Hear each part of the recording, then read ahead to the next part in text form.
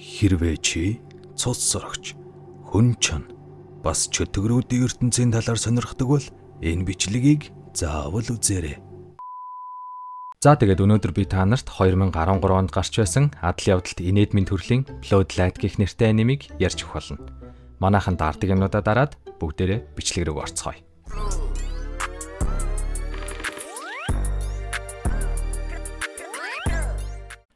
Цус сорогч гэж нэг иймэрхүү байдаг да тий. Гэхдээ манай цус сорогч бол ийм биш ээ. Түүнийг Staz гэдэг. Тэрээр хүмүүсийн бүтээсэн тоглоом, анимед юунаас ч илүү дуртай нэгэн бөгөөд чөтгөрийн ертөнцийн оршин суугч. Тэр өвөг дээдсээсээ ялгаатай нь хүний цус огт сордгүй. Яаж игээд л амьдэрдэг. Энэ нөхөр манай хүнийг босс гэж дуудахыг бодоход туслах нь бололтой. Түүнийг Deku гэдэг. Тэгээд нэг чухал ол золсон нь хүний ертөнцөөс ирсэн эмэгтэй байв. Түүний нэрийг Fuyumi гинэ. Харин манай хүн шууд л аваад иргэж тушаана. Тэгэхээр чөтгөрийн ертөнцийнхэн газар нутгаа хуваасан бөгөөд тус бүрдээ нэг босстой юм байна. Манай хүн бол зүүн хэсгийн босс нь. За тэгсэн босс маань анх удаа хүн төрлөختөнтэй тэр тусмаа эмэгтэй хүнтэй уулзах гэж байгаадаа бөөр догдолцгож. Тэр зүүцэн шил энтэр нь яг юу ч юм дээ. Fuyumi-г харчаад бүр зүрхээр явлаа хөрхий.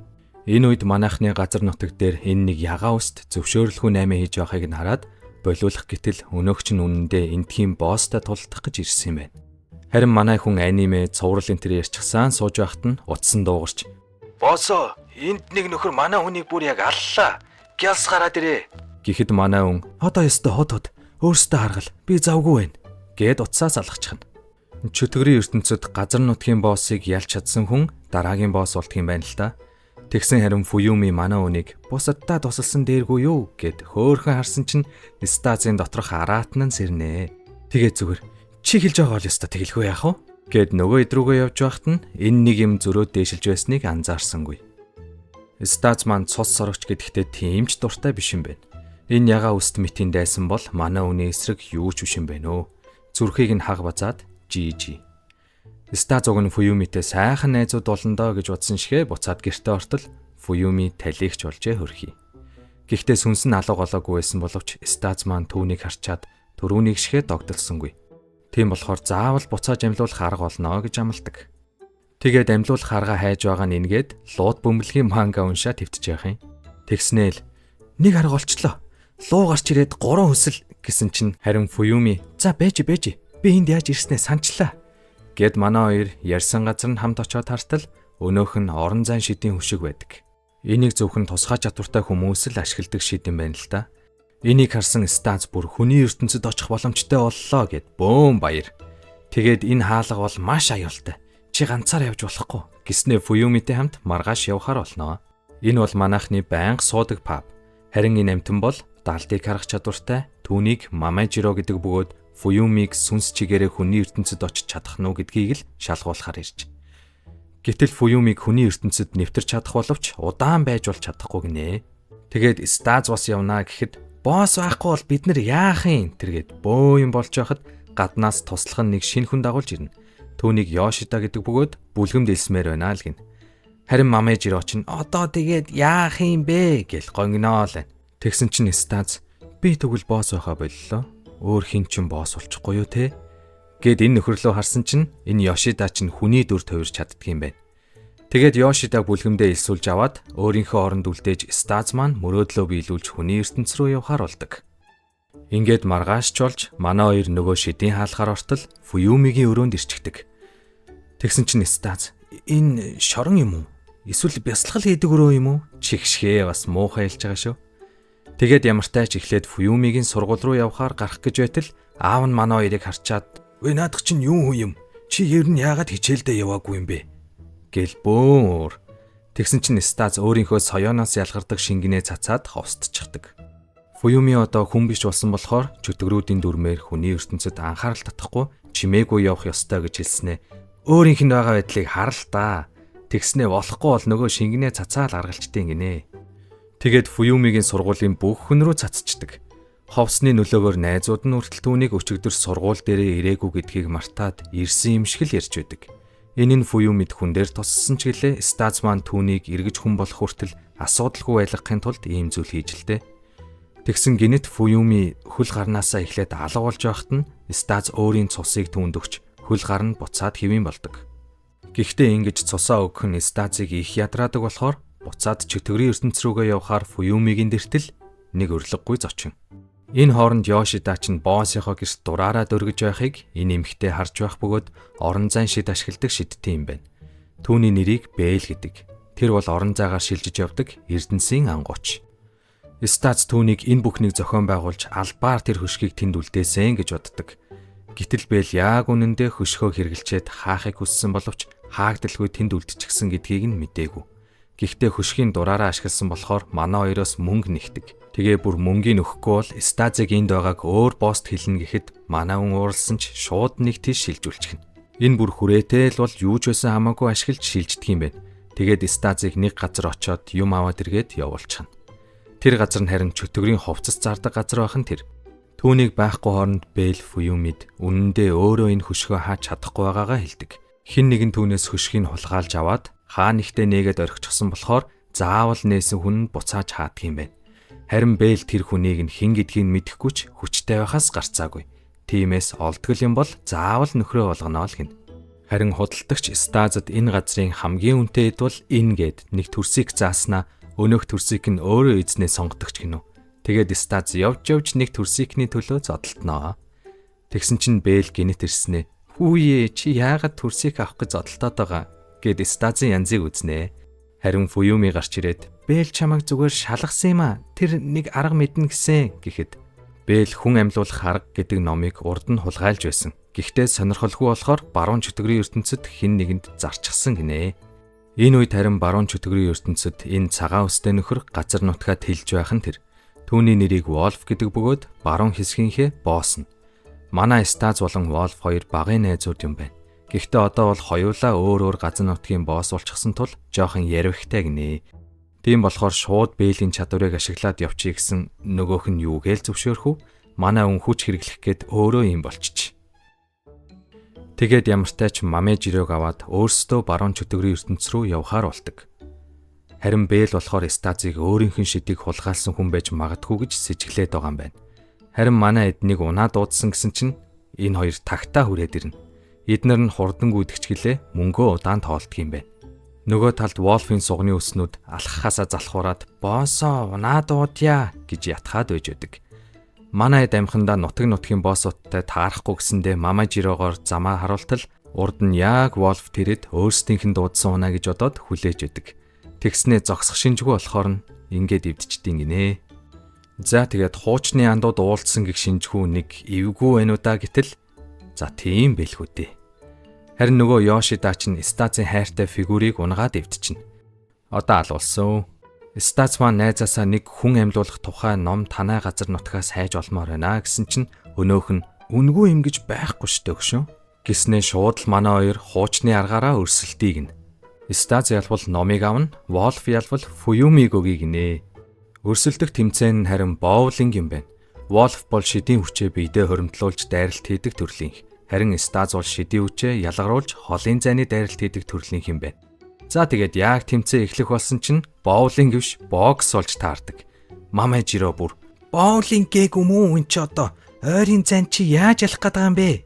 гэд бөөр. Стаз бол харин яаж хийж яагаад ялнаа л гин. Тэгсэн чи ёо Фуюмид юу өмсүүлсэн юм бэ энэ одоо. Нөгөө Wolf нь харчаад бүр яг өглөө. Тэгснээ Фуюмид дурлж байгаа мó хайшин. Заавал ялаад энэ охиныг хамгаална тэргээд бүр хэцүүдлээ. Ёшида харин барууны нэг найзаасаа зээлсэн мөнгө авъя гэсэн чинь нөгөөх нь манай хоёрын тулаан дээр мөрий тавьсан гин. За ингээд тулаан эхлэхэд манай хүн шууд л тэврээд авна. Шүүгч салгаад зайгаа авсан чинь нам цохиулаад унчна. Тэгтээ яг босоод ирсэн ч хамгаалахаас өөр юм хийхгүй. Харин манай Стаз чинь авсан шархаа шидийн хүчээрээ нөхдөг юм байна. Тэгсэн ч Wolf зогсоо зайгүй дайраад за ер нь л Стаз баларлаа гэж бодтол Wolf гинэт ядраад бүр туйлдаа өрчиж. Тулааны ихэнд Стаз тэрч байхдаа шүдээ зоогоод үлдээсэн юм байна. Тэгээл Wolf-ийн энергийг сорж өөрийгөө эмчилсээр хагаад Wolf-ийн энерги дуусчих. Ингээд хариу цогцолтоо сайхан өгөөд "Босох хэрэггүй. Зүгээр ялагдлаа хүлээ" гэсэн чинь Wolf бүр зөрүүдлээд үлдсэн жаахан хүчээрээ хүн чон болоо товирчихна. Тэгээд Фуюмиг булаацалтаад энэ хоёр сүүд боллоо бүр. Харин Стазын нөгөө зүрх бацдаг техник нь одоо яг сүлдчихсан байгаа Wolf-д нөлөөлөх юм байна. Зүрхийн хаг бацчуудаа гэтэл арай ч үгүй ээж. Энэ үед рингэн дээр Бэл гарч ирээд бүгдийг өөр тийш шилжүүлэнгүүтээ тэнцлээ гिचээд яваад өгнө. Ер нь бол боулингийн тэмцээнийг бокс болгож өөрчлөхгүй болвол Стац булхайцсан шүү гэж хэлсэн үнэн Бэл юм байна. Тэгээд манай эд дээр хурч ирснэ. За яах вэ мэ? Гингүүтээ нөгөө номыг өгчнө. Анхнаасаа л өөрт нь байсан байж л те. Даанч нөгөө номон дээр бичсэн зүйлийг нь уншиж чадах хүн нэг ч алга. Тэгээд Стац ер нь номыг бичсэн хүнийг нь олж уулзаад асууя гэтэл зохиолч нь Стацын ах нь гэж таардаг. Даанч манай хүн ахаасаа бүр ингэтлээ айд юм байна өө хөрхий. Ахынх нь байдаг Акрополис гэдэг газар нь чөтгөрийн ертөнцийн бүх нутаг дэвсгэрийг эзэлж чадсан элитүүд л амьдардаг юм байна. Тэгсэн Wolf, "Стац, чи элит гаралтай цус сорогч үсттэй. Тэгэхэр чи тийшээ нэвтэрч чадахгүй мó?" гэсэн чинь "Өргөдөөгүй л бол чадахгүй гинэ. Стац чин гэрээсээ зугтцсан юм байна." Тэгсэн чинь Wolf, "Энэ эмэгтэйгийн хүчийг ашиглаад явчих." Гэхэд Бэл юу гэж л зөвшөөрөхөв. Тэгсэн Wolf бүр сүрдүүлж байгаад зөвшөөрүүлчихнэ. Тэгээд Фуюмиг Wolf хамгаалж үлдэхээр боллоо. Харин Стац маань түрүүний шидээр Бэлийн гэрч шилжээд ирчихэж усанд орж мороо тухтай байна өө. Wolf харин цэвэр хүн чон биш, өөр нэг чөтгөрийн холцтой гин. Тийм болохоор чөтгөрийн ертөнцийн бүх газар нутгийг эзэлж эцэг ихтэй хүлээн зөвшөөрөгдөхийг хүсдэг юм байна. Нөгөө талд энэ хоёр чинь юм хүмүүс шигээ тухтай нарахгүй сууж байна. Харин Бэлийн сонирхоод байгаа ганц зүйл нь Стацын нууц хүч юм байна.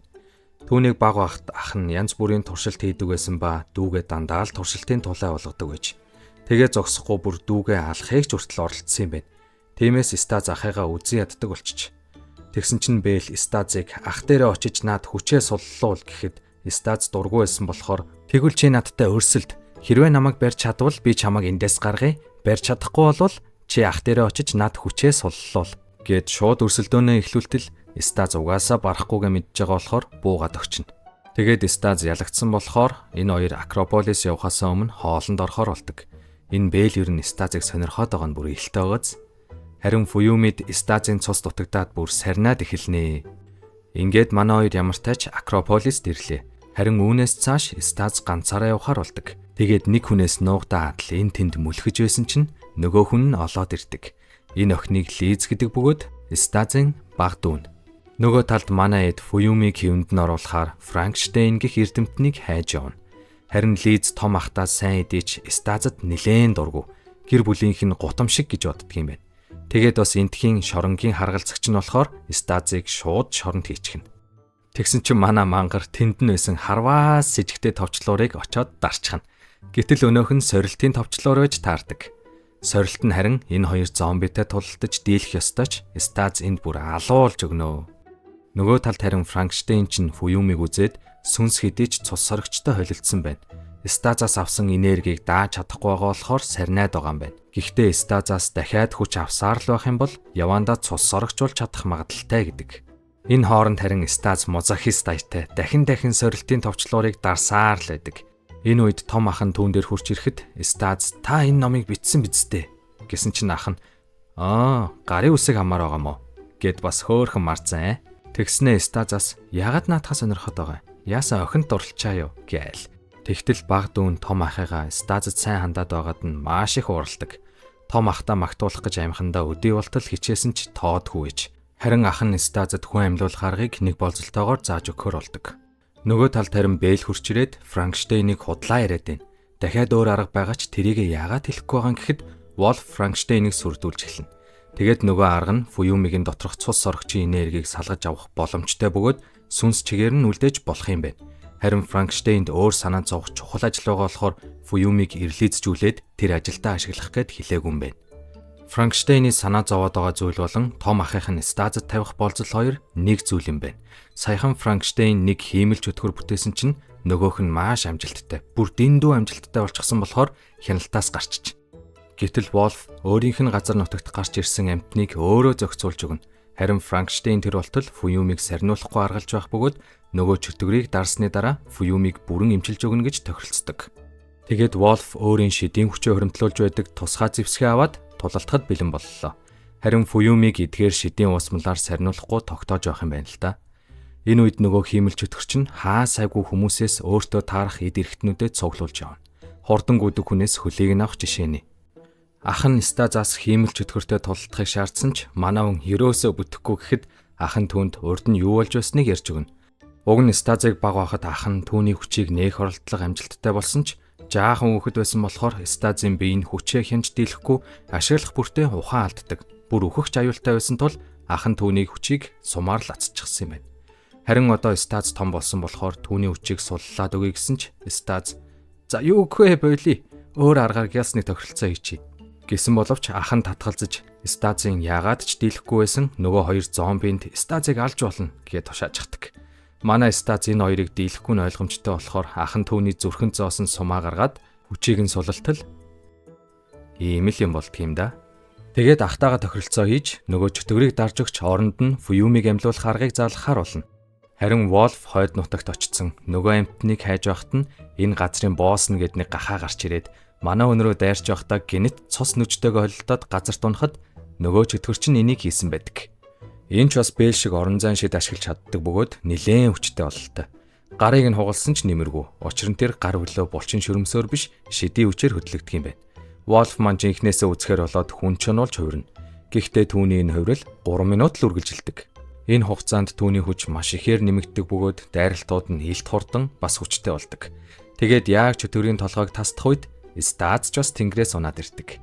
Гэтэл хиймэл чөтгөр үхээгүй байх нь тэр. Энэ үед Бэл Франкштейний лабораторийг нууцаар ухаад тэр чөтгөрийг орон зайн шид ашиглаж чаддгийг мэдчихэд яагаад хэлээгүйг нь байцаахаар нэг газар авчираад буцаж ирэхдээ ганцаараа ирдэг. Тэгээд энэ гурван маань тулааны лайв стрим үзнэ. Харин Wolf-ийн хувирал хугацаанаасаа өмнө дуусах бололтой. Энэ үед стаз ч бас тулаанд нэгтгэхэр болоход Wolf түүнийг өмнөгшгөө биш байгааг нь анзаарч өөрийг нь хүчээс илбээд буцаад иртэл тогтоож байгаарай гэд яваад өгнө.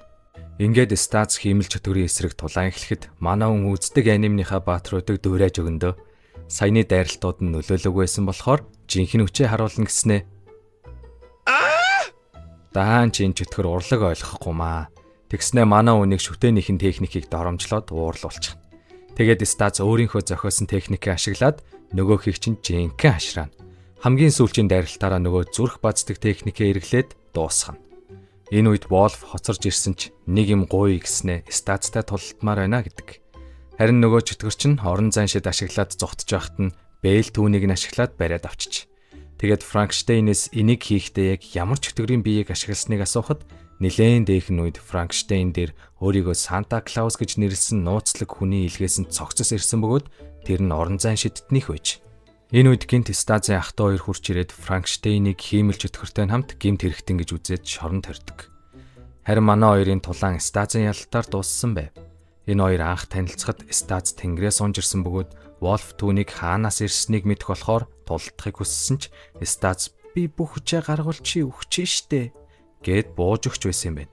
Яг л тэр үе шиг Wolf стазын бүрэн хүчийг гаргуулах хэмжээний хүчтэй биш юм байна гэдгээ дахин нэг мэдэж аваад дараа дахин тулалднаа гэд буцдаг. Үүний дараа ах нь түүн дээр хурч ирээд "За дүү минь, одоо ахыхын тохиролцоогоо биелүүлэх ээлж шивдэ" гэд ямартайч Фуюмитэй уулзахаар болдог. Гэтэл стаз өвлөнтөө шууд ирэнгүүтээ Фуюмигээ ууж исэн шидийн бэлтмэлийг уучна.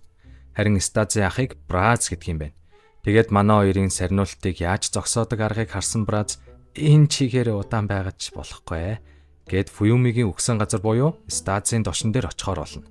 Энэ үед Бэл стазаас ах нь хэр их мэдж байгааг асуудаг. Учир нь түрүүхэн ах нь Фуюмиг Бэлийн хувьд их чухал хүн мэдтэй. Тэгээд л амьлуулахад нь туслаад байгаа үз гэд хэлчихэж. Харин стаз ахыгаа юу ч болж байсан бэ? Ямар нэг юм төлөвлөсөн л байж таараа гэж хэлдэг. Тэгээд Бэл стазад нэг хон хөгөөд энийг 3 удаа дуургавал би хурч ирнэ. Наатаха Фуюми дөгөөрэй гэдэг. Харин тослоход нь энэ хооронд Фуюмигийн яснуудыг аваад ирч. Гэтэл Брааз нэг тариур гаргаж ирээд Фуюмигийн шидийн хүчийг судалнаа гэд дээж авчихдаг. Үүний дараа тэр гэртээ хайж судалгаагаа хийж эхэллээ. Бас амлалтаа заавал биелүүлнэ гэд явах боловч яг үнэндээ стазын шидийн хүчийг л судлах гэсэн юм байна. Харин Фуюми энэ пабд ажилд орчихж Лиз түүний хийсэн хоолыг идэж үзээд их л таалагдсан бололтой. Гэхдээ том ах Брааз нь түүнд стазыг өөрт нь саад болгуулахгүй тулд хараад байж вэ. Дуудтал нь ирж болохгүй шүүгээд ийшээ явуулсан юм байна. Харин стаз үүнийг нь гадарлаж байгаа ч гэсэн хэсэг хугацаанд жолов дүүгээ халамжлахыг хүсдэг. Бас Фуюми Лизэд яг л ихчтэй болсон юм шиг дотн санагддаг. Гэтэл маргааш өглөө нь түүнийг сэрэхэд Фуюми орондоо байсангүй. Намайг хайх хэрэггүй гэсэн захидал үлдээгээд явчих. Энэ шар өстэй нөхрөл түүнийг хулгайлсан бололтой. Сансныг бодвол хурдан байлаа. Гिचчээ ус. Харин манай хэд Фуюмиг тийм тэнэг бичиг үлдээгээд өөрөө сайн дурандаа явчихна гэж байхгүй. Хин нэгэн хулгайлснаас гарцаагүй. Гол нь хэн байж болох уу гэд ярилцаа сууж идэг. Тэгээд ямартай ч чөтгөрийн ертөнц даяар хай гэсэн чинь Лиз том ах түүнийг хаана байгааг мэдэх бах. Тэр нөгөө тариур шиг юмараа Фуюминд GPS суулгачихсан. Гэхэд Стаз эртхэн хэлэхгүй яасан бэ? Одоо хурдан ах дээр очиод Фуюмиг олоод өг. Би чамд бүх цуглуулгаа өгье. Гэхэд Лиз энэ ч ихмэл байхт болно гэд Бразийн өгсөн тикетээр гэртээ ярахаар болдог. Энэ үед Декугээс дуудлага ирж өнөө өглөөхөн энэ авд урд нь үзэгдэж харагдаагүй хүн хоол идээд явсан гэх мэдээллээр түүний царай төрхийг нь шууд ингээд олчтын гинэ бүр. Тэгээд өмнөд зүг рүү явсныг нь Мамежирогийн далдын хүчээр харчгаж. Лизиг Акрополист очиход хамгаалагчид түүнийг энд ирнэ гэсэн мэдээлэл өгөөгүй. Оруулахгүй гэд байжэтэл тэдний дарга эмэгтэй Лизиг оруулахыг зөвшөөрч гэрт нь өргөж өгөхөөр болдог. Энэ эмэгтэйг Берос гэдэг бөгөөд Акрополисын цагдаа юм байна. Бас Брац чинь сүлд буцаж ирэхдээ нууцаар ирчихсэн болохоор энэ цагдаа чинь түүнийг баривчлаад Акрополисын хаан дээр авч өгөх ёстой гинэ. Тэгээд энэ хоёр Лизийн гэрт ирэхэд нөгөө цагдаа чинь шууд л Бразийн шидийн хүчийг хориод дагуулж явахаар болно. Энэ тухай Лиз Стаз руу залгаж хэлэх бөгөөд ахынхан далтыг хардаг бөмбөлөгт Фуюмиг хаана байгааг нь мэддэхгүй харанхуй газар байна гэж хэлдэг. Гэтэл энэ нэг савсгансан юм гарч ирж Стазыг өдөөд байхаар нь тоос нь гөвж өгөөд энэ үнийг таних уу гэхэд манай босс мэдэж магадгүй гэд босс дээрээ Стазыг дагуулж чинь. Харин эдний босс нь цасан хүн болохоор ойр хавьд нь хөргөгчгөл хүтэн байдаг юм байна. Тэгээд Стаз нөгөө шар үстийг хаана байгааг асуухад хаана амьдэрдгийг нь бол мэднэ. Гэхдээ орон зайн шид тэнэл очиж чаддаг газар болохоор босод хүмүүс очих боломжгүй гэд нэрийн хуудсыг нь л өгдөг. Нөгөөгч нь харин Рамени газар хоол идчихсэн тогоочд нь нэлб үзүүлэх гэж байгаад санаандгүй Фуюмиг татаад гаргаад иртэл хонхороо Бэлийг дуудчихдаг. Тэгээд Бэл шууд л хаанагааг нь хараад Стаз руу залгаад хэлчихнэ. Шар үст чинь байдлыг үүснэг мэдээд зугтж яхад нь Бэл түүнийг зогсоотол энэ хоёр чинь ихчдүү хоёр юм байна. Тэгсэн чи эдний ээж нь хүүдээ Фуюмиг хулгайлж авч ирэхийг тушаасан юм байна л та. Энэ үед Стаз хурч ирэхэд Бэл шууд л дүүгийнхээ талд орж зүхтаалгаад өөрөө Стазыг саатуулж үлддэг. Тэгээд түүнийг шидийн орон зайдаа авчраад хорчихно. Стаз бүр бөөн уур. Гү чи чинь Фуюмид туслах га тэр нэг хонх монхоо өвөөгүй мүү гээл яг дэлбэрлээ бүр. Тэгсэн чин Бэл яагаад Фуюмиг гээд байгаа? Би байж болохгүй мүү гээл сэтгэлээ илчлээд байгаа мó хайшин. Тэгсэн чи Стаз Фуюмиг өөрийнх нь хамгийн ховор нандин цуглуулга гээд илчдэг. Үүнийг сонссон Бэл бас адилхан эмхтэй хүн болохоор нэгнийгээ яаж тэгэж хэлүүлэх вдэ? Уурлан эцтэй. Тэгээд Стазыг нэгсэн хашраахаар шийдээд өөрийг нь ялвал Фуюми дээр авчиж өгье. Чадахгүй бол өөрийнх нь боол болоорой гэдэг. Энэ орон зай дотор ер нь бол Бэл дийлж хүн юм байна л да. Гэтэл Стаз одоо илүү хүчтэй болсон болохоор түүнийг барьж авч чаддаг. Гэтэл Бэл Стазын шидээс мултарч чадсан ч дотоожоо үлдээчих. Стаз уг нь түүнийг гэртээ шилжиж очиод хувцас өмсөд ирэхэд л болох байтал яагаад явахгүй байна гэж гайхдаг. Яг үнэндээ Бэл цүнхэн дотроо байгаа тэмдэглэлийн дэвтэр дээрээ Стазын тухай хайртай дуртай яаж түүнийг өөрийн болгох вэ энэ төргээд баахан юм биччих. Тэгээл дэвтрээ авах гэж байгаад Стазад баригдчихна. Манай хүн ч нөгөө дэвтрийн чухал юм байна гэж мэдээд нээгээд уншаад эхэлтэл Бэл шууд л бууж өгч ялагдлаа үлээдэг. Энэ үед харин нөгөө шар үст чинь айл хэдийн Фуюмиг Акрополист аваад ирчихсэн. Ээж дээрээ хүргэж өгөхөөр явж байлаа. Бэл маань ялагдсан болохоор Стазыг Фуюми дээр хүргэж өгөхөөр явж байна.